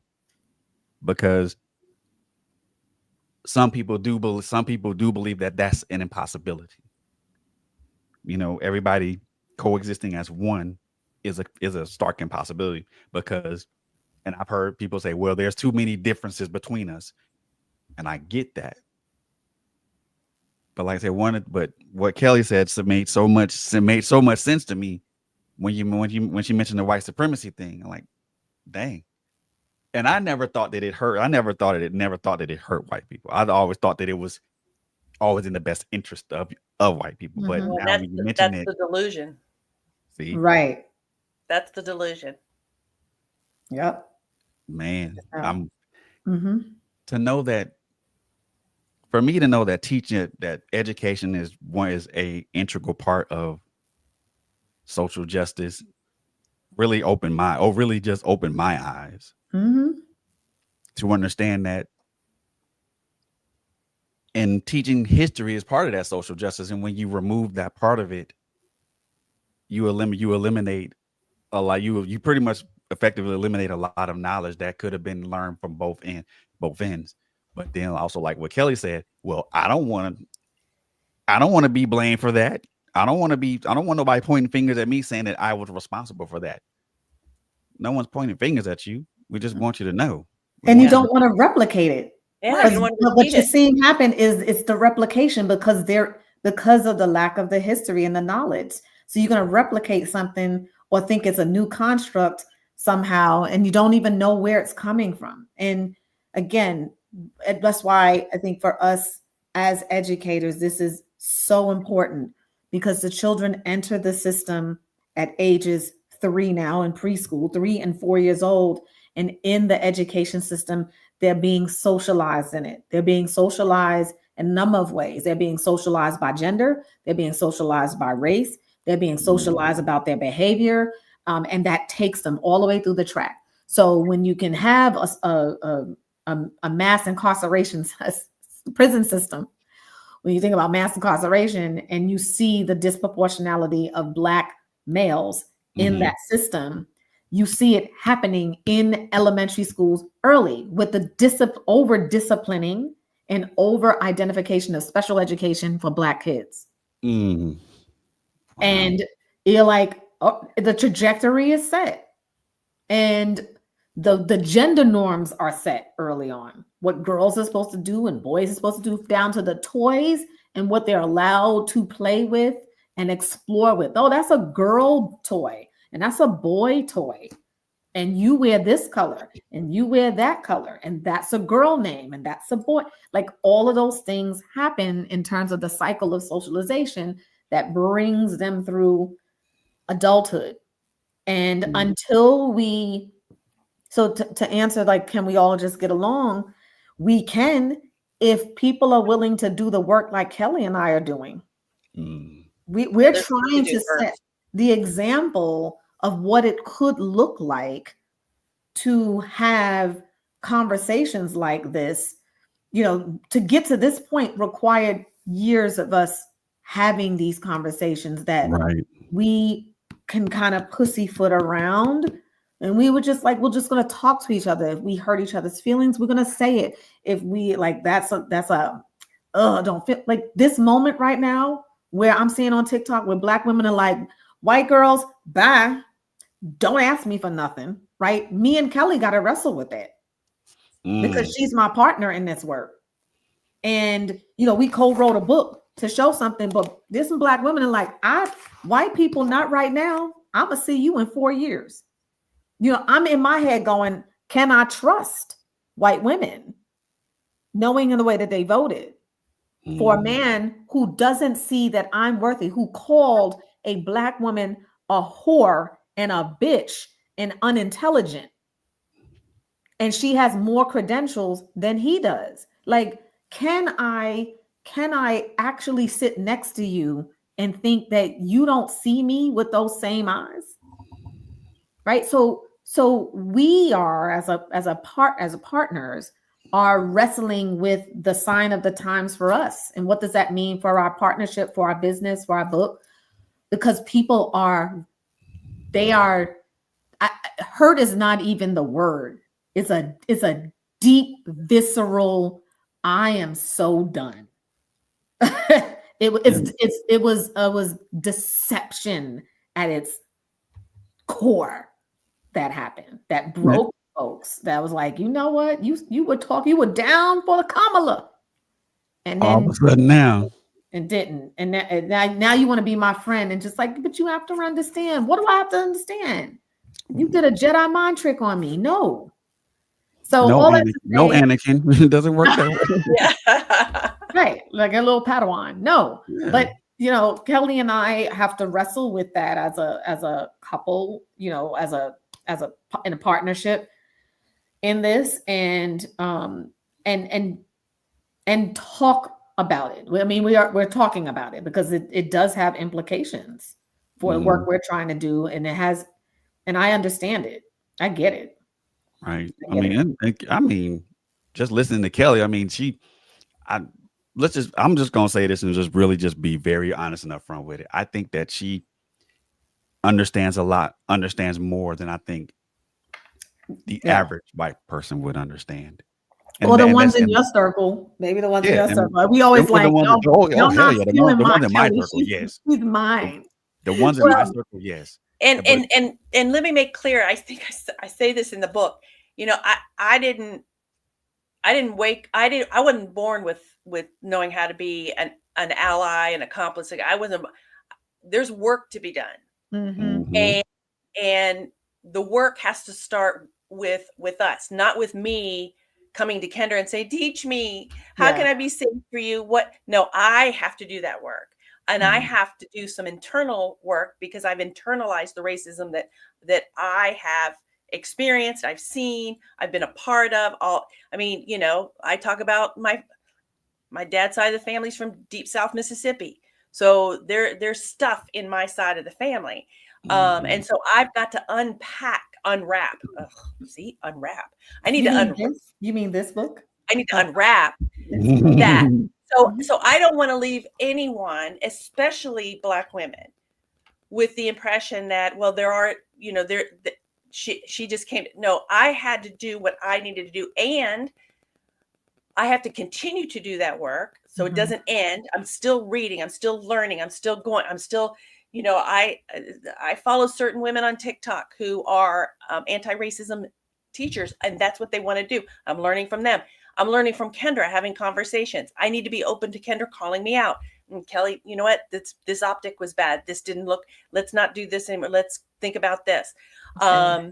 So all of that to just say that, is it possible? Yeah, but there's a whole lot of unwrapping that white women need to do in order to, and And for me, when I entered this work, what made me one of my motivations for this work, what makes me sad, is how much humanity we are missing from each other, because not all women can fully show up in their authenticity, and we are missing each other, and I don't want to be robbed of that. And I hope, and my message out to white women is, your life is richer when you can do that work, and you can be a part of that community. But at the same time, Kendra has her own Black woman community. I get that. She has that. I'm trying to figure out where I live how to get a white Yep. woman community together, because I'm not even sure which of these white women I trust either. I mean, I'm just trying to figure that out. But that's one of my missions now after this election, is to get my own community together, my own white sisterhood together, so we can have some really tough conversations. Yeah. Yeah. And it begins with the tough conversations. I mean, Yep. you two crossed the bridge and said, okay, let's have this conversation. Yeah. It doesn't matter how tough it is. If I hurt your feelings, you hurt my feelings. Okay, we're going to acknowledge that, but we're going to keep moving forward and keep having these conversations. And No white women tears. Yep.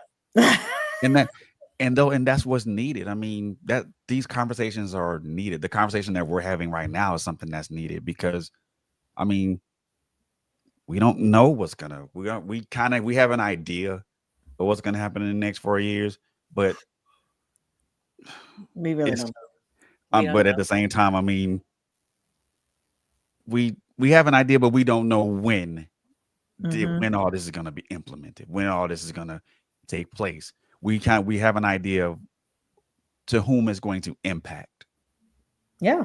to whom it's going to affect greatly.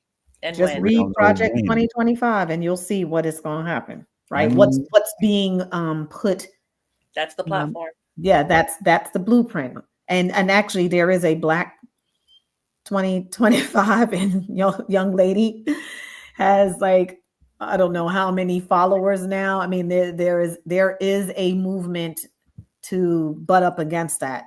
And that's what needs to happen. But 100%. So yeah, But for that, sure. and I have to stress that a movement is only as powerful as the people who involve And themselves yep. in it. Yep. And it's young folks. I mean, this is a young lady, and you always say that, the best movements got started on college campuses and then schools. And so talk about True.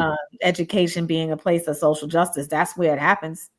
Huh. Young folks, I our will own agree. children, our own children are going to be the ones that are going to save us from ourselves. Mm-hmm. The best, like you said, the best movement started on somebody's school campus. That's right. That's right. So we're going to see it rise up again for sure. Oh yeah, most definitely. Ladies, look, I'm gonna tell y'all right now, I've enjoyed this conversation with y'all, because like I said, for me, it's been an eye opener for me. It's been Because educational, Fred. You got your social justice teaching right here. look how that happens. Because it lets me know, because it also lets me know how much more work I have to do. Yeah. When, again, you guys mentioned a pivot point. Yep. With George Floyd losing his life at the hands of an officer, and the subsequent fallout from that. Yep. Dan Breonna Taylor, the subsequent fallout from that. Now, if I can probably take it back a little further, as far as like Philando Castile, Alton Sterling, Yeah. Yes. Sure. the guy in South Carolina, Walter Scott. You can go back to Amadou Diallo in 1990. What year? 48th precinct in the Bronx. Yeah. He got shot up because they say he had a wallet gun. He was taking out his wallet to show his ID. And for me, like I said, for me, that pivot point was, now for me, my own personal pivot point, and this just to kind of be a bit transparent for me, my pivot point and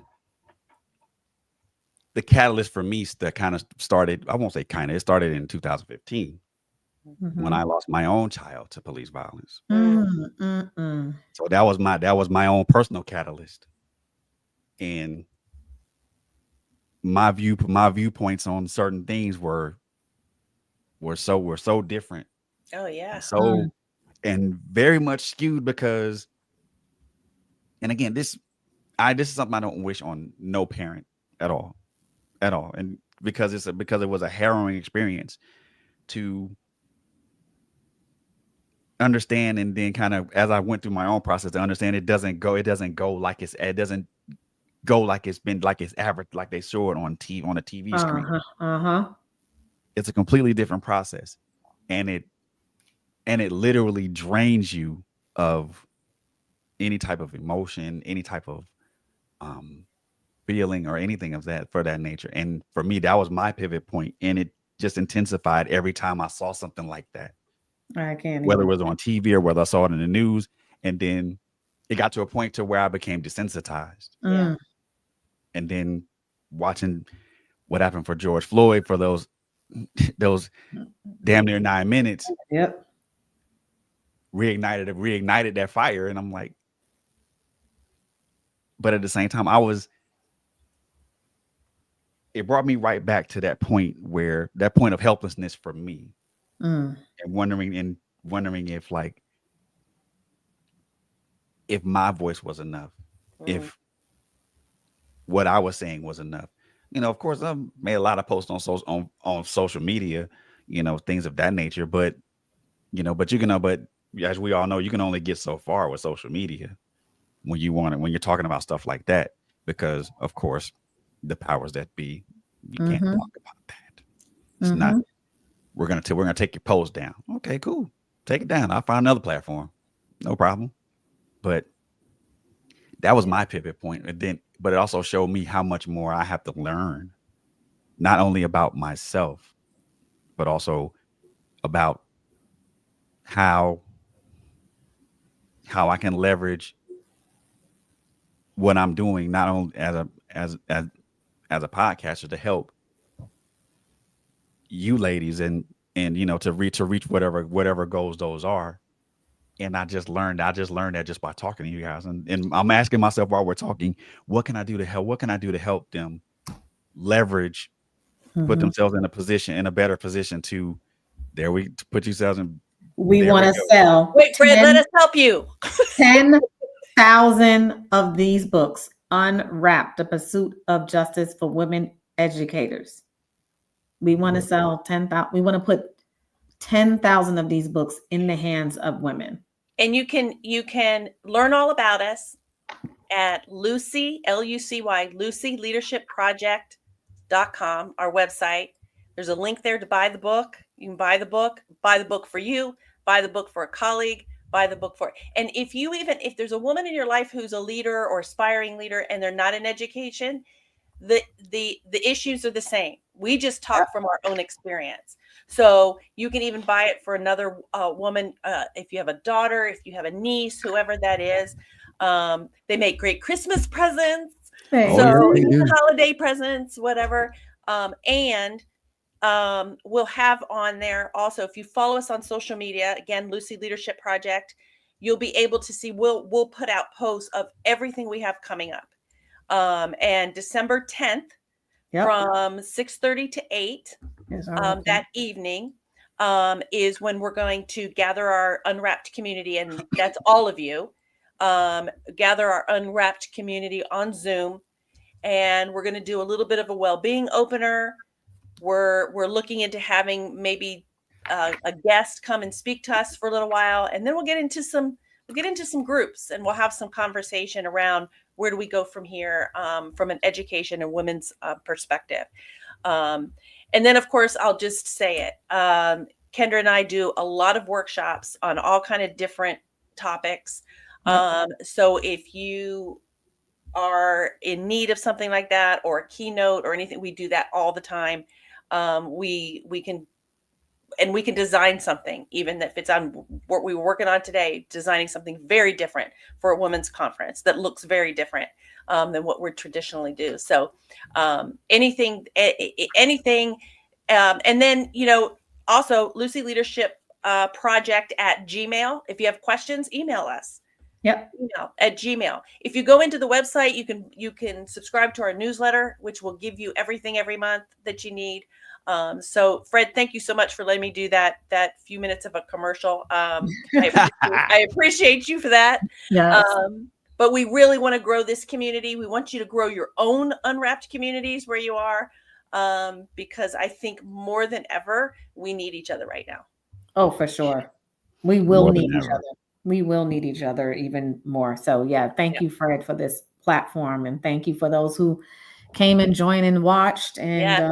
wrote some comments. So appreciate everyone for just being supportive. Yeah. Man, Yeah. I'm appreciative of this conversation, man. So, look, Thanks, Fred. ladies and gentlemen of the authorsality community, I want to introduce to some and reintroduce to some and introduce to others Dr. Kendra Washington Bass and Miss Kelly Peaks Horner. These are the authors of Unwrapped. I want you guys to please do me a favor. I want you to go follow these guys. Check out their website, LucyLeadershipProject.com. If you have any questions or concerns, you can reach them also at LucyLeadershipProject@gmail.com. Look, the goal is for these ladies. The main goal is for these ladies to get this book in the hand of 10,000 women. Let's I build don't this see why. I don't community. see why that's not. I don't see why that's. I don't see that being an issue. Yeah. Let's do this. You go, Fred. I don't see that being an issue. It shouldn't be an issue, especially if you are feeling a little guilty. This is a good way to, this is a guilt buy. Yeah. Indeed. But also do me a favor as myself being an author myself. Yes. Please, whatever, leave a review for these ladies. Reviews, good or bad or indifferent. They help us. They help us. Sure. They help us develop, they help us improve as writers. They also help us develop more engaging content and also more subjects for people to think about. Yep. So and I think in this particular dispensation of time, this book is very timely. I think I really do think that, and if you ladies don't mind, I want to leave this one last word for all our audience. Social justice is an ever-changing landscape. It starts with the education of our kids. If we remove the social justice aspect from the education aspect of it, we are effectively neutering our children. Yep. They will know half a history and not know the whole history. Racial bias is something that is ingrained in pretty much all of us, some more prevalent than others. But it's imperative that we address that when it is put out there. Call people out on their bias and let those folks take accountability for that bias. Kelly said it best. White supremacy hurts white people also. Mm-hmm. We know that it's been hurting. We know that it's been hurting us as Black people, but it hurts white people also, because, like Kelly said earlier, we vote for and against our best interest. Mm-hmm. I want everybody. It doesn't matter your gender, or it doesn't matter your race. I want you guys to look deeper into yourselves and ask yourself, is my bias holding someone that doesn't look like me back? Is it putting someone else is it putting someone that doesn't look like me in an untenable position? And then I want you to look even deeper. Look at your mothers, your sisters, your aunts, your nieces. Is your bias towards them putting them in an untenable position? Is it holding them back from achieving whatever goals they're trying to achieve? Are you the one that is holding a fellow woman back? And women and sisters, I want you to look at that too. Are your biases against another sister holding that sister back? Mm-hmm. Because if they are, then you are inherently a part of the problem. Yep. but also you're also the solution. But it requires a mind change. It requires a shift in your ideology and what you believe to be true. Again, Kelly said it best. White supremacy is a delusion. Mhm. And also I'm gonna add an illusion.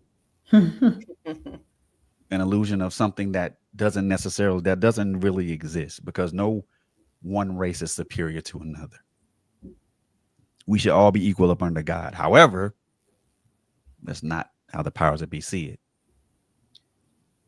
I commend these ladies on their journey, their continuous journey to not only continue to have these difficult conversations with each other, but also have these difficult conversations with their constituents and with their contemporaries.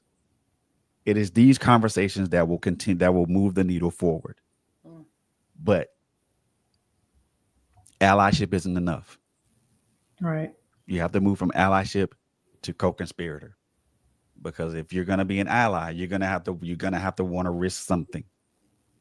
And you're gonna have to be willing to pay a price for whatever you're risking. This is At this particular moment in time, that is more important now than ever. Because for the next 4 years, there's going to be uncertainty. There's going to be chaos. There's going to be disruption. There's also going to be uncertainty. Where we stand in that uncertainty is going to be dependent upon our mindsets. Have we shifted enough? Have we shifted our mindsets enough? Have we thought about the consequences of our actions? Not just our forefathers' actions, but the actions that we take. Of course, our forefathers paid the price for whatever actions they took. But those actions still reverberate to this day. And are you willing to be a disruptor to the system? Or are you gonna stay mired in the system? That's the question. Ladies and gentlemen, again, introducing Kendra Washington Bass and Kelly Peace Horner, the awesome authors of Unwrapped. Again, check them out at their website, Lucy Leadership, Lucy Leadership Project.com. And also, I want this book to be in the hands of 10,000, actually more than 10,000 women. Sure. Yeah. Let's go, Fred. Go for it. Let's do 100,000. Why not? Let's Hey. go exponentially higher. Let's do that. Let's do that. And if there's anything that I can do, ladies, to help you guys, achieve that goal, if it's anything that you guys need from me as far as getting the word out about an event, or even if you guys want me to participate in an event, I would be more than happy to do so. I mean, That would be awesome. I know I have a very unique opinion about certain things.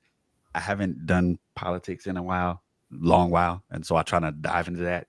But things so far as social justice is concerned, I'm all in for that. So Awesome. if you guys if you guys need me to like help moderate a session, or even as a guest speaker, I am more than open to that. And that's something we can talk about offline if you guys want. Excellent. Thank you. Fred. Thanks, Fred. This has been wonderful. Appreciate the time, and thank you for the platform. This is amazing. Thank you very much. Very welcome. Ladies and gentlemen, that's going to end this episode of the Author's Alley. But don't worry, tune in tomorrow, because I have another excellent guest in tomorrow. Mr. Malcolm Banks is in the building. We're going to be talking about his journey from just a photographer to a filmmaker, and then he has a powerful movie called Seven's Law. And I'm gonna tell y'all, from watching it, I got some questions, but we're gonna ask those questions those questions to Malcolm tomorrow. So make sure you guys tune in again at 6 p.m. When Trailblazers presents Malcolm Banks. Ladies and gentlemen, I've enjoyed this conversation with these two powerful women, and we're gonna take you guys home with another song that I think is going to be that I think is gonna be needed in these next 4 years. So, song's called "Therapy" by Moostar Dash. Yes. As I always say at these podcasts, number one, take care of each other. Number two, be good to each other. Number three, we all know it's a crazy ass world out here. So please, above all things, be safe out there, y'all. Yeah. I love y'all, and I will see you guys in the next one.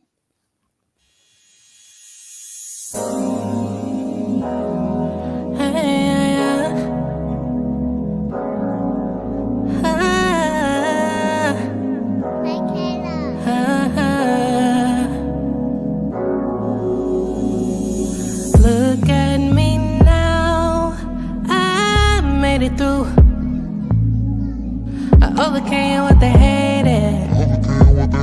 I'ma give myself congratulations because I made it. I'm on a whole new dimension. These miracles on top of blessings. Tell your followers to mention.